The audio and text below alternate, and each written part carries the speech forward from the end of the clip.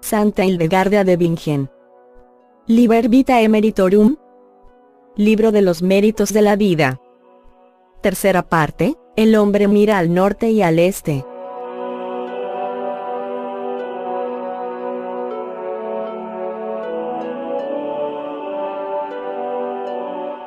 La séptima imagen. La séptima imagen tenía casi aspecto femenino.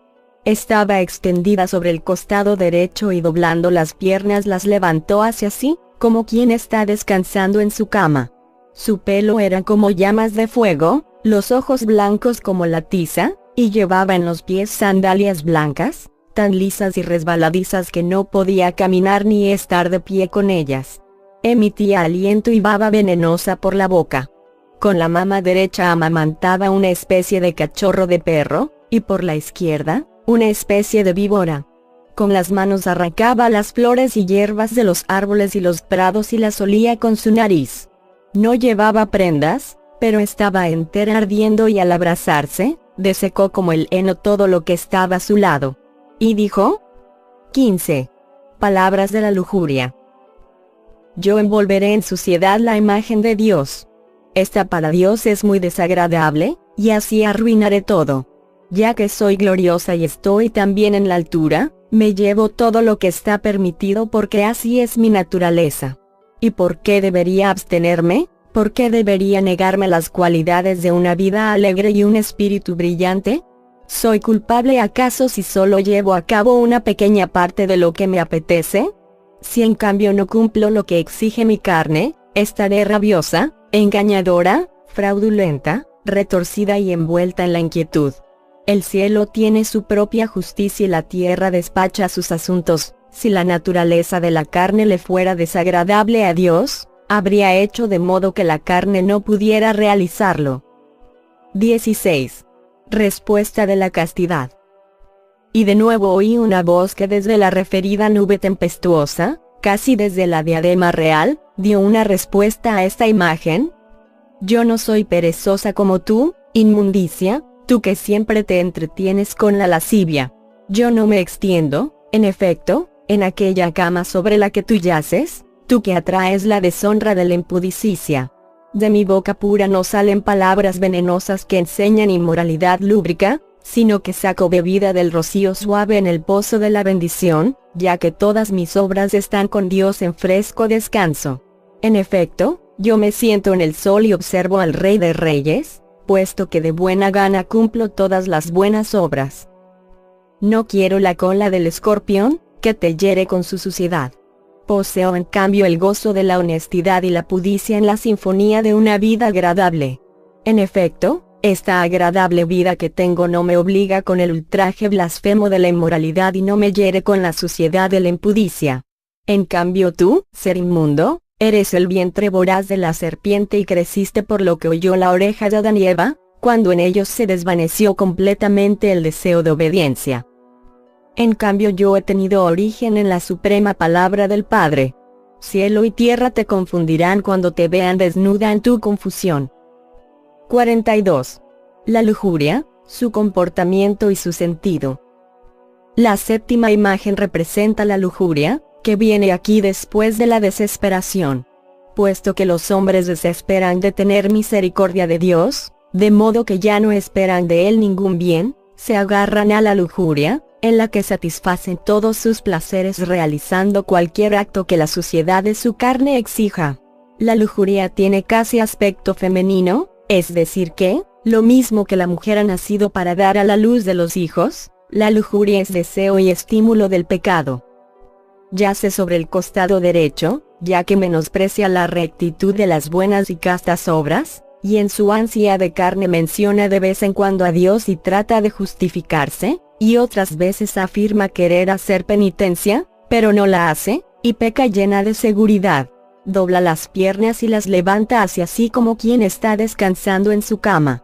Significa que ella cambia la fuerza, con la que debería levantarse hacia Dios, por la fragilidad de la carne, y atrayéndosela en la tortuosidad de vergonzosas acciones, e incluso entumeciéndose voluptuosamente en su mente, afirma, por boca de los hombres lujuriosos, que no es capaz de abstenerse de la concupiscencia de su propia carne. Su pelo es como llamas de fuego, ya que los hombres que viven en la lujuria transforman aquel pudor que en sus mentes deberían dirigir a la castidad, en el ardor libidinoso, y alimentan en sí mismos las llamas de un peligroso incendio con el que fomentan la obscenidad en sí y los otros. Sus ojos son blancos como la tiza, no sea que miren algo que pueda parecer laborioso, porque este vicio conduce las intenciones de los malvados a una pereza impura, y así están mucho más predispuestos a los deseos de la lujuria. Lleva en los pies sandalias blancas, tan lisas y resbaladizas que con ellas no puede caminar ni estar de pie. Esto es porque creyendo que en la vida del hombre el placer es agradable y la mortificación de la carne no es justa, hace gestos lascivos que no buscan ni caminar en el honor de la rectitud, ni soportar de ninguna manera la mansedumbre de la estabilidad. Ella solo puede andar por todas las malas sendas de una vergonzosa libidine, por donde a veces intenta saltar hacia arriba, pero a menudo cae en las profundidades del abismo. Y ya que los hombres inmundos se dedican a los alicientes de la carne y quieren la suciedad de las contaminaciones humanas, haciéndose parecidos a animales depravados y huyendo de la virtud celeste de la castidad, por juicio divino se hacen esclavos de las muchas pasiones de su carne, porque desearon estas cosas con su propia voluntad en lugar de desearlas como habrían tenido que hacerlo, con buena voluntad. Así lo ha escrito el apóstol Pablo. 43. Palabras de Pablo sobre este tema. En Romanos, capítulo 1, versículos 24 al 25, se lee: por eso Dios los entregó a los deseos de su corazón hasta una impureza tal que deshonraron entre sí sus cuerpos, ellos que cambiaron la verdad de Dios por la mentira, y adoraron y sirvieron a la criatura en vez del Creador, que es bendito por los siglos. El sentido de estas palabras es el siguiente. Como los hombres malvados dirigen su querer a deseos impuros y no quieren abstenerse de ellos, el Creador del mundo, bajo cuyo poder ellos se someten y sin cuyo permiso nada ocurre, con justo juicio los deja libres de entregarse a los deseos de su propia mente y voluntad, para que caigan en la suciedad que tan intensamente anhelan y para que dirijan su carne a la infamia de la perversión, cuando ellos cometen torpemente sobre sí mismos aquellos pecados que no son apropiados. Todo lo que ellos desean y quieren, lo llevan a la práctica con obscenidad y se alejan de Dios, al que sin embargo, conocen con su intelecto. Pero se ocupan solamente de lo que pueden saciar con su carne. En esto imitan al primer ángel, que quiso cambiar la vida por su propia y pésima voluntad. Pero él no fue capaz de realizarlo, porque Dios mismo entregó una vida que aleja a la muerte. De este modo Dios deja que los hombres libres se entreguen a los deseos de su voluntad, y ya que se precipitan a realizar estos deseos en lugar de buscar los bienes del cielo, se ensucian y se contaminan con sangre inmunda y con vergonzosos humores. Y cuando hacen esto tanto en sí mismos como en los demás, con tan pésima contaminación turban y laceran la naturaleza humana y destruyen la concepción justa y natural establecida por Dios. Y así, con contacto sucio e inhumano, ellos debilitan y luego abandonan las enseñanzas de la modestia, y transforman sus cuerpos en la perversidad. Y puesto que transforman sus cuerpos en perversión, también cambian la verdad de que Dios es el verdadero Dios, en la mentira con la que blasfeman de Dios cuando veneran ídolos que no tienen en ellos ninguna verdad sino solo un falso nombre, puesto que no pueden favorecer ni a sí mismos ni a los otros. Con tales actitudes serviles estos hombres sirven a criaturas a ellos sometidas, ya que doblan sus rodillas y les dirigen ruegos, y abandonan y niegan la debida reverencia a el que los creó. Por consiguiente, el diablo suscita en ellos muchas pasiones y deseos inmundos de la carne, de los que no quieren sustraerse, ni pueden, ya que veneran algo que no es capaz de conseguir ningún alivio ni salvación. En efecto, eligen Dios a criaturas a las que Adán puso nombres diferentes, reconoció con su razón y distinguió qué tareas debían realizar. Y preguntan por su salvación a criaturas que fueron puestas a su servicio. Y llaman Dios a su siervo, cuando abandonan el verdadero Dios, a quien todas las criaturas desde el principio de tiempo le llaman bendito con honor perpetuo. Dios es verdad, y el diablo mentira, que siempre se apresura para inclinar a los que le sirven a las peores contaminaciones del cuerpo y el alma. Por este motivo la lujuria emite por la boca aliento y baba venenosa, porque ella muestra y provoca la lucha, y alardeando de orgullo en sus palabras, causa lo que desea con sus palabras asquerosas. Con la mama derecha amamanta una especie de cachorro de perro y con la izquierda, una especie de víbora, ya que aunque debería ofrecer a los hombres alimento de sabiduría, simbolizado por la mama derecha, con necedad cría inmundicia. Y mientras que con la prudencia debería retener a la injusticia, representada por la mama izquierda, alimenta la amargura con la tontería. No respeta a nadie, levanta escándalos a quien se resiste a su deseo, pero a veces también devora a sus seguidores. Con las manos arranca las flores y hierbas de los árboles y los prados y las huele con su nariz. Persuade a los hombres que carecen de criterios para obrar a coger tanto la flor de los deleites carnales desenfrenados y contra natura, como la pasión baja y natural de la carne, invitándolos a gozar su perfume, del que ya no saben prescindir. En efecto, cuando el sentido del olfato se acostumbra vergonzosamente a olores inmundos, a los hombres que se acostumbran a ello les aumenta el apetito de deseos peores y más ilícitos. No lleva prendas, sino que está entera ardiendo y debido a su incineración, seca como el heno todo lo que está a su lado. Porque careciendo del adorno del pudor y la honestidad, en su confusión se muestra toda desnuda y demuestra ser fuego diabólico e infernal. Así, sacudiendo las venas y carnes de los hombres que se acercan con el tramposo ardor de sus suciedades, les arranca el fruto de la santidad como heno seco y los induce a cualquier ilícita acción que susciten las ansias de su carne, tal como en otra parte anterior reconocen sus palabras. La castidad se opone, y exhorta a los hombres a alejarse de ella y seguir en cambio en la fe. La lujuria. Después de esto, vi otros espíritus malignos en la muchedumbre que mencioné antes que proclamaban a grandes voces: ¿no es quizás grande lo que Lucifer hizo? Y nosotros pensamos como él. Estos espíritus son los que arrastran los hombres a la lujuria y les exhortan a satisfacer el placer de su carne. 67. Penas de purificación de las almas de los que pecaron de lujuria y fornicación, y razón de su castigo. Y vi que el fuego más grande ardía con intenso ardor, sobre el que se derramaba el más terrible veneno y fétido azufre. Alimentado con sobrecogedora fuerza, el fuego producía fragorosas detonaciones. Con estas penas fueron torturadas las almas de los que se esclavizaron su cuerpo con lujuria y fornicación. Tuvieron que soportar el fuego a causa del incendio de la lujuria, fueron contaminadas con veneno por la obscenidad que satisficieron en la lujuria, y fueron atormentadas con azufre por la incesante y perversa obra de este vicio.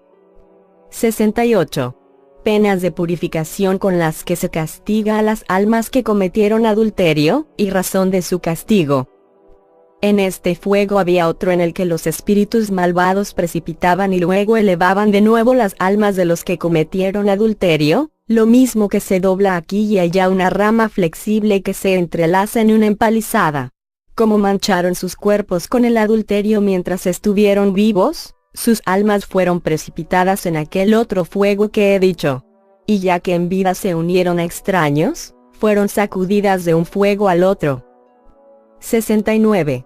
Penas de purificación con las que se purifican las almas de los que hicieron a Dios voto de castidad y luego lo violaron, y razón del castigo. Dirigí luego la mirada hacia la enorme altura de una masa de aire de la que caía mezclados granizo de fuego y frío.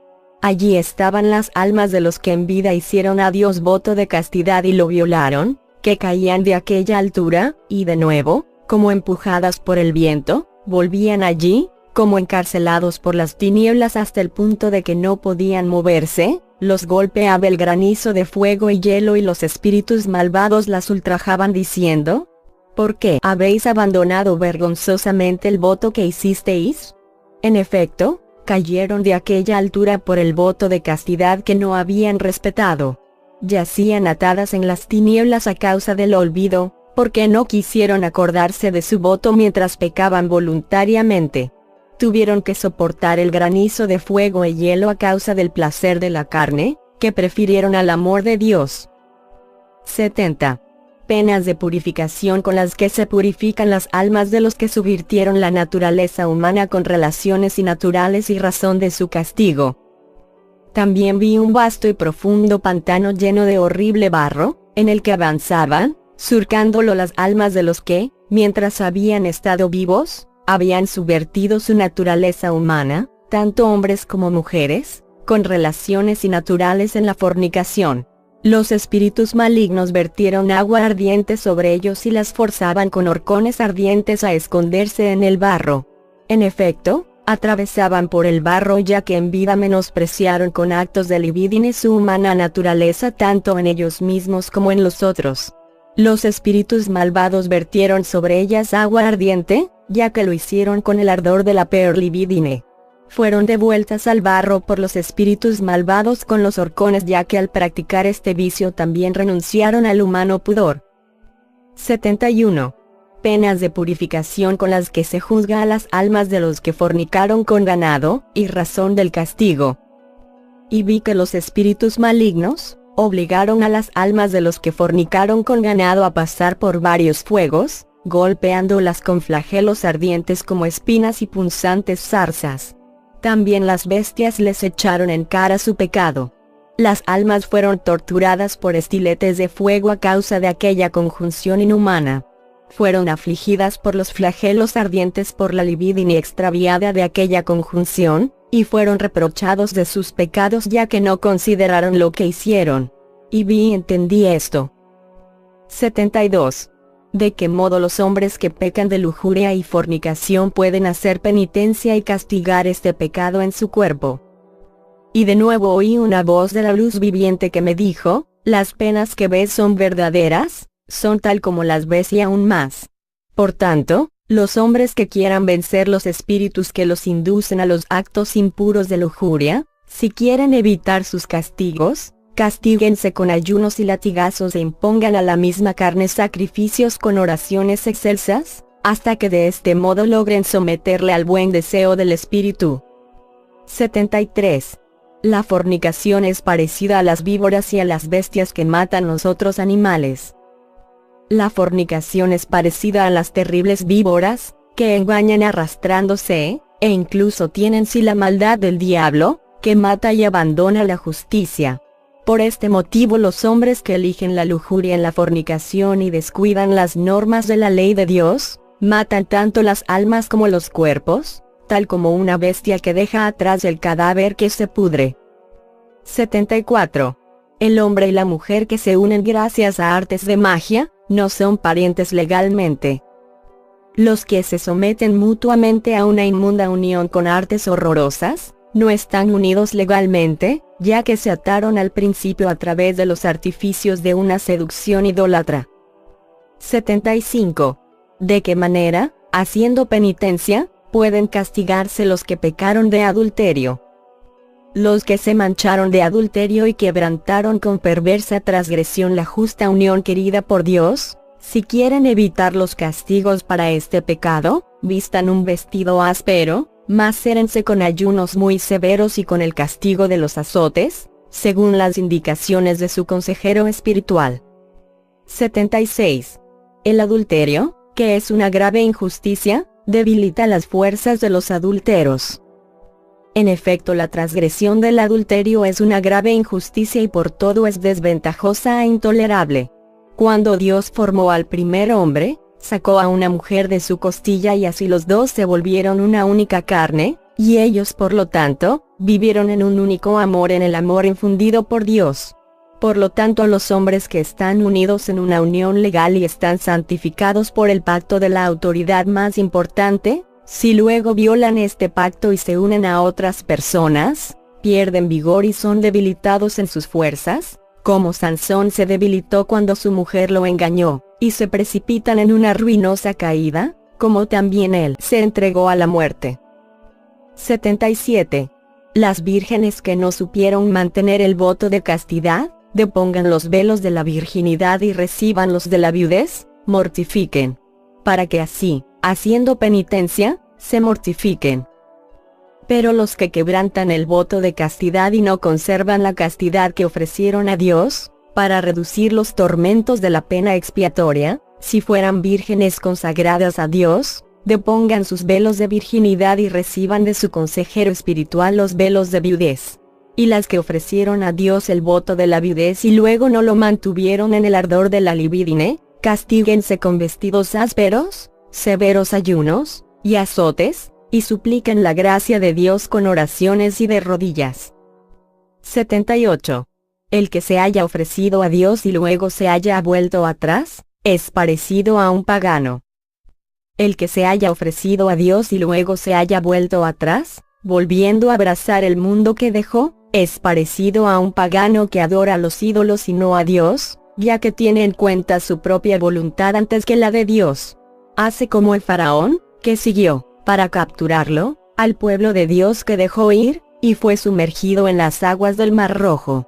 Así también el que de nuevo quiere afirmar su voluntad propia, a la cual renunció por Dios, es sumergido en una cruel muerte, porque lo mismo que el faraón no podía tener vida de la vieja ley, tampoco tal persona es ya capaz de merecer esta vida.